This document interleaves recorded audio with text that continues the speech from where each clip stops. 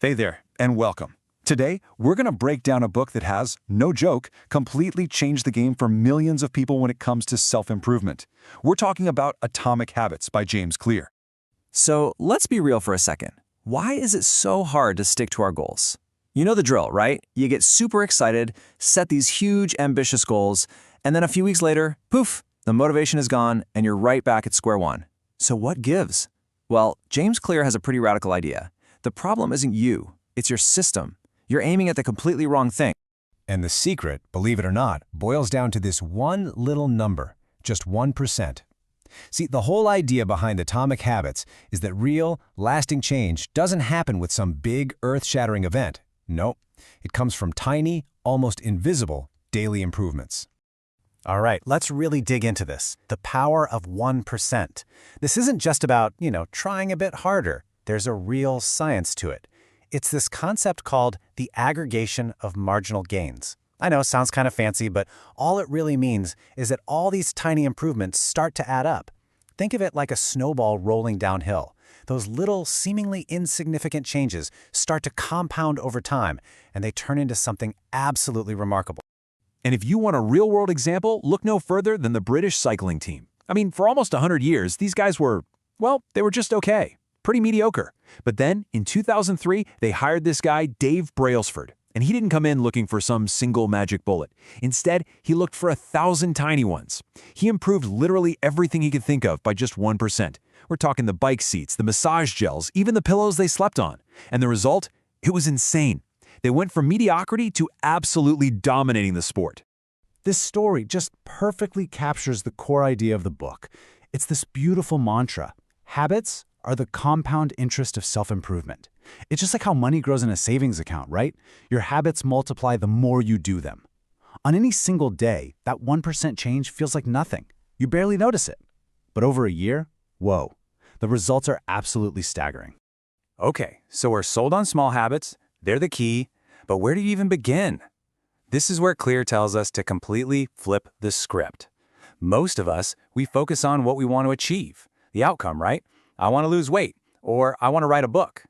He says, nope. Start with who you want to become. Start with your identity. Just look at the difference here. The old way, the outcome-based way, is all about the goal. I want to lose 20 pounds. But the new way, the identity-based way, focuses on who you are. I am a healthy person. The question then becomes, what would a healthy person do? See the shift? The goal isn't just to cross some finish line. The goal is to become the kind of person who makes those choices naturally. It's a small change in words, but it's a massive, profound shift in mindset. And this quote from the book just nails it. Every action you take is a vote for the type of person you wish to become. Think about that. Every single time you choose the stairs over the elevator, you're casting a vote that says, I'm an active person. Every time you read one page before bed, you're voting for, I'm a reader. It's these tiny, daily votes that build up and prove your new identity to yourself. Okay, so we've got the why down. It's all about identity. That's the foundation. So now, let's get into the nitty-gritty, the practical how. James Clear gives us this incredibly simple, yet super powerful 4-step framework that you can use to build literally any good habit. And here they are, the 4 laws of behavior change. Number 1, make it obvious. 2, make it attractive. 3, make it easy. And 4, make it satisfying. Simple, right? So let's break each one down with a cool story to see how it works. First up, law number 1, make it obvious. This is all about setting up your space, your environment for success. Look, your willpower is like a phone battery. It runs out during the day. So instead of relying on it, you want to make the signals for your good habits so obvious you can't miss them. You let your environment do all the hard work. A perfect example is this experiment in a hospital cafeteria. They wanted people to eat healthier, right? But they didn't put up posters or give lectures. All they did was make the good stuff more obvious. They put water bottles right next to all the cash registers and moved the healthy food to eye level. And check out the results. Soda sales dropped and water sales shot up. Just like that. It was a massive change in behavior, and it required zero willpower from anyone. All right, on to law number 2, which builds on the first one. Make it attractive. Our brains run on a reward system. We're hardwired to chase things that feel good, that give us a little hit of dopamine. So the trick here is to link something you need to do with something you really want to do. If you can do that, you're golden. And this story is it's genius.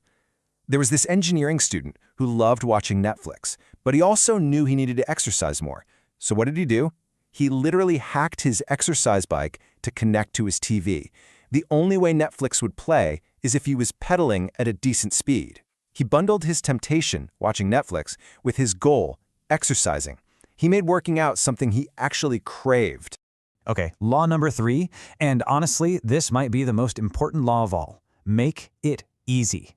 We are by nature programmed to take the path of least resistance. We conserve energy. So the real secret to building a habit is to remove as much friction as possible. Make it so easy to start that it feels, well, effortless. The amazing choreographer Twyla Tharp has this fantastic morning ritual. And you might think it's her intense 2-hour workout, but it's not. Her actual habit is way simpler. It's just to walk out her front door and hail a taxi to take her to the gym. That's it. Once that super tiny, super easy first step is done, the rest of the workout just follows. She's not focused on the workout. She's focused on mastering the art of just showing up. And that leads us perfectly into this incredibly practical tool called the 2-minute rule. The idea is so simple. Whatever new habit you want to start, scale it down so it takes less than 2 minutes to do. So read every day becomes read 1 page. Run 3 miles becomes put on my running shoes. You see? The point isn't to conquer the world on day 1. The point is to make showing up the part that's automatic. And that brings us to the final piece of the puzzle. Law number 4, make it satisfying. Here's the thing about our brains. We are wired for immediate gratification. We want rewards, and we want them now. The big problem with most good habits, like saving money or eating healthy, is that the reward is way off in the future. So we have to find a way to give ourselves a little win right now. Check out this amazing public health story from Pakistan. They wanted to get more people to wash their hands to stop the spread of disease. But instead of just giving them lectures, they did something clever. They gave them a really nice, premium soap that smelled amazing and had this great lather. Suddenly, hand washing wasn't a chore. It was a pleasant, enjoyable experience. That immediate reward, that nice smell, that clean feeling, made the habit satisfying. And because it was satisfying, it stuck. Okay, so we've got the 4 laws. Sounds great, right? But we're all human. What happens when life gets crazy and you slip up? You miss a day at the gym, you eat that cupcake, it happens. The goal here isn't to be perfect, it's to be resilient. You need a game plan for when you inevitably fall off track. And this is maybe the most important rule in the entire book for getting back on track. It's simple. Never miss twice. That's it. Missing 1 day? Hey, that's an accident. Life happens. But missing 2 days in a row? That's the start of a new, unwanted habit. This simple rule gives you permission to be human, but it forces you to get back on course right away. A really great way to visualize this is the method Jerry Seinfeld supposedly uses to write jokes. He gets a giant wall calendar, and every single day he writes, he puts a big red X on that day. After a few days, you've got this cool-looking chain, and your only job becomes, don't break the chain. You can see it here, right? That top row is a perfect streak, but look at the bottom row. There's a missed day. That's fine. It's an accident. The crucial part is that the X's start right back up the very next day.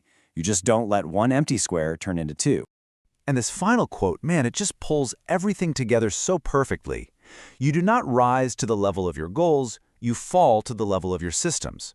Goals are great for pointing you in the right direction, for sure. But it's your systems, the little habits you do every day, that actually carry you there. If you build a solid system using these 4 laws, the results will take care of themselves, even on those days where you have zero motivation. So that brings us to the end. But really, it brings us back to you. Because the real magic of this book isn't just knowing this stuff, it's actually doing it. So forget about those massive, sweeping New Year's resolutions. I want to leave you with just one simple question. What is one tiny, almost laughably small, 1% change you can make today to cast a vote for the person you want to become?